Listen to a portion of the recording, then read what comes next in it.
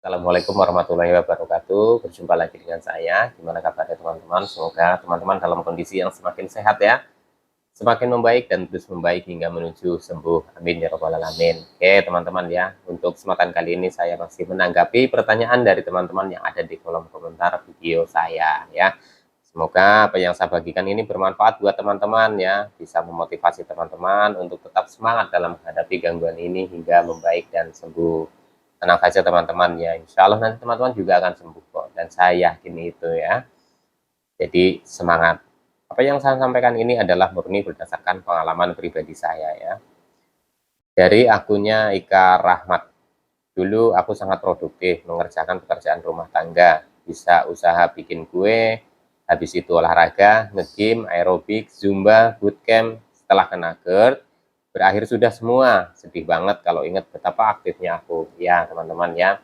Jadi untuk penderita gangguan asam lambung ya atau GERD yang sudah disertai dengan kecemasan, ini memang pulihnya itu kan berproses ya dan cukup lama. Yang saya rasakan juga tidak instan ya teman-teman, banyak tahapan-tahapan yang harus kita lalui. Nah dari situlah ya teman-teman, kita merasa kita itu sudah tidak produktif lagi ya, berubah 360 derajat. Jadi dulu sebelum terkena gangguan asam lambung, saya pun mengalami hal yang sama seperti ini. Jadi dulu itu saya sangat produktif ya, baik siang maupun malam, kepentingan-kepentingan pekerjaan ya saya tidak hitung-hitungan waktu. Ya, akan tetapi setelah terkena gangguan asam lambung ini yang sudah disertai dengan kecemasan, dengan setiap hari merasakan sensasi ya, produktivitas saya baik dalam bekerja, baik dalam berkegiatan sosial, itu saya menurun 360 derajat, bisa dibilang seperti itu ya teman-teman.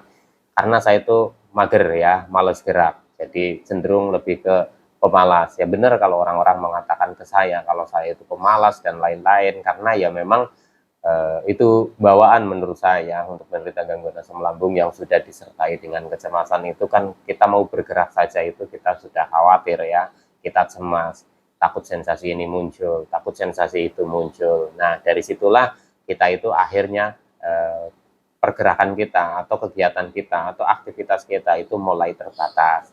Dari situlah biasanya mengganggu pekerjaan kita ya. Jadi pada saat dulu juga saya sudah sangat merasa saya tidak produktif, saya berhenti bekerja dulu ya teman-teman, dan saya fokus kepada penyembuhan ya. Kalau mengingat-ingat terus masa-masa sebelum terkena gangguan asam lambung itu ya, terasa kayak aduh kok saya kok sekarang jadi begini ya. Dulu itu saya itu sangat produktif, dulu itu apapun saya lakukan gitu. Sekarang hanya melakukan jalan kaki saja, rutin setiap hari. Pikirannya aja sudah macam-macam. Jangankan untuk jalan kaki atau berkegiatan atau beraktivitas ya.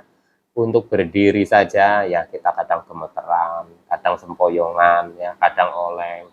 Belum lagi ya teman-teman kalau kita itu merasakan sensasi fisik yang setiap harinya itu muncul ya, kita itu akan merasakan kekhawatiran, takut kena penyakit berat lah, takut kena stroke lah, takut gila dan lain-lain. Karena untuk sensasi asam lambung ya atau GERD yang sudah disertai dengan kecemasan, ini bukan hanya sensasi fisik saja ya, tapi sensasi psikis juga ada ya teman-teman. Jadi ketakutan-ketakutan, kekhawatiran-kekhawatiran tentang apakah saya ini bisa sembuh lagi, apa ini saya terkena penyakit berat, ataukah nanti saya bisa normal lagi seperti dulu, itu selalu terpikirkan setiap hari. Nah ini ya teman-teman ya, teman-teman gak usah khawatir ya, saya pun dulu ada di fase seperti itu, dan alhamdulillah sudah sembuh ya, secara perlahan ya, dan insya Allah nanti teman-teman juga bisa sembuh, saya yakin itu ya teman-teman. Teman-teman perlu pahami, gangguan ini butuh proses pulihnya ya. Bukan hanya kita menjaga pola makan, ya, pola hidup sehat, tapi kita juga harus menjaga pola pikir kita ya. Jadi ketika sensasi-sensasi di fisik kita sudah mulai berkurang karena kita sudah menjaga pola makannya ya, sudah menjaga pola hidupnya ya, perlu kita juga perbaiki yang namanya pola pikir ya. Karena kita itu kan males gerak, kita itu cenderung malas karena takut ada sensasi yang muncul lagi ya, kita merasakan yang trauma lah, trauma ini, trauma itu. Maka dari itu ya teman-teman ya, kita perbaiki nih pola pikir kita harus coba lagi, karena kita dulu pernah ada di fase yang namanya kita itu semangatnya tinggi, kita punya atau kita pernah di fase yang sangat produktif. Jadi Teman-teman jangan hanya mengingat-ingat saja, tapi sedikit demi sedikit kita latih untuk bisa mengembalikan lagi seperti kita yang dulu ya teman-teman ya. Dengan cara seperti apa? Ya dengan cara berlatih, kita kuatkan mental kita sedikit demi sedikit ya. Kalau kita belum berkegiatan atau belum beraktivitas, kita mulai latih. Mas, gimana saya mau berkegiatan? Gimana saya mau beraktivitas? Gimana saya mau bekerja? Sedangkan saya aja untuk berdiri aja itu susah, Mas. Saya masih sempoyongan, saya masih keliengan, saya masih merasakan sensasi fisik yang begitu banyak. Nah, ini ya teman-teman ya. Teman-teman perlu pahami ya, ini ada urutannya ya, ini ada tahapan-tahapannya. Jikalau teman-teman sudah memperbaiki ya, yang namanya pola makan secara konsisten ya, insya Allah itu sensasi-sensasi itu akan berkurang. Dan ketika teman-teman itu memang diperiksa oleh dokter itu ada gangguan fisiknya ya, teman-teman kalau memang itu dibutuhkan obat, ikutin saran dari dokter ya. Jadi untuk teman-teman ini yang masih banyak sensasi fisiknya ya, teman-teman kan selalu menanyakan ke saya, Mas obatnya apa, Mas obatnya apa. Saya pun dulu juga sama seperti itu. Akan tetapi ya teman-teman ya, bukan hanya obat saja untuk memulihkan dari gangguan asam lambung yang sudah disertai dengan kecemasan. Perlu kita untuk membangkitkan mental ya, perlu kita untuk memperbaiki pola pikir kita ya. Jadi menimbulkan rasa semangat kita itu juga harus latihan ya, harus berlatih. Jadi mulai dari sekarang nih ya, teman-teman yang masih sensasinya masih banyak nih ya, jaga pola makan, jaga pola hidup sehatnya. Setelah itu perbaiki pola pikir kita. Jadi setiap hari kita sugestikan kepada diri kita bahwa saya dulu pernah sehat, saya dulu pernah produktif, dan saya ingin kembali seperti itu. Insya Allah apa yang akan saya lakukan ini tidak akan kenapa-napa.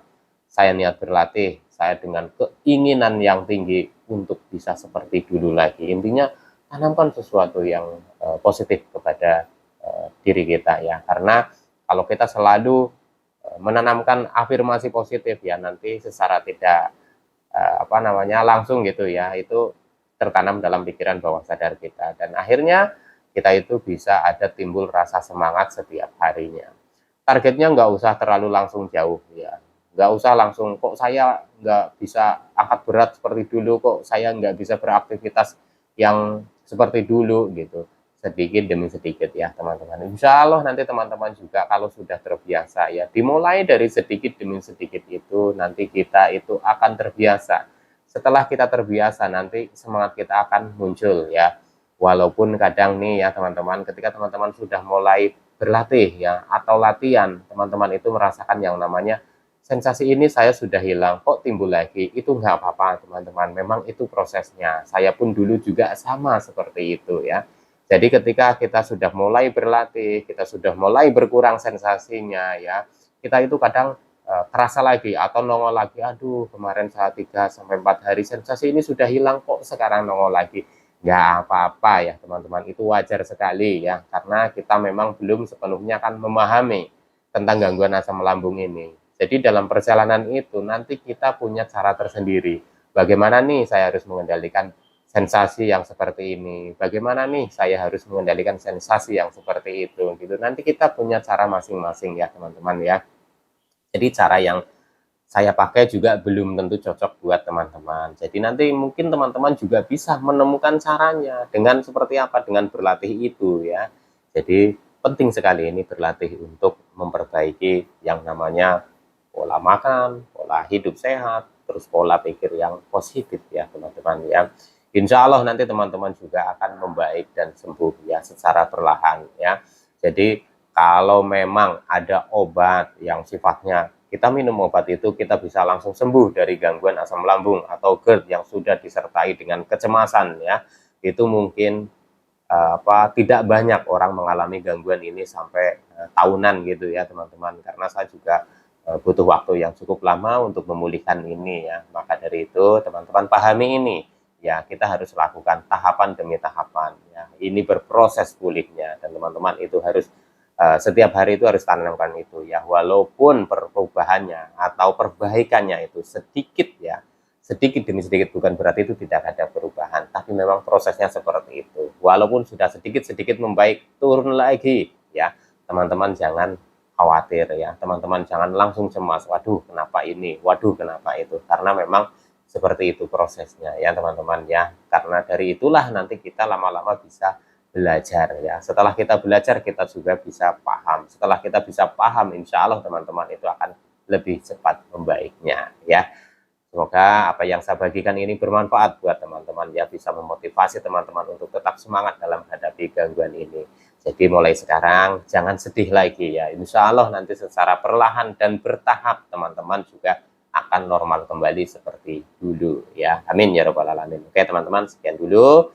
Insya Allah nanti disambung lagi dengan tema yang lain ya. Salam sehat jasmani dan rohani. Wassalamualaikum warahmatullahi wabarakatuh.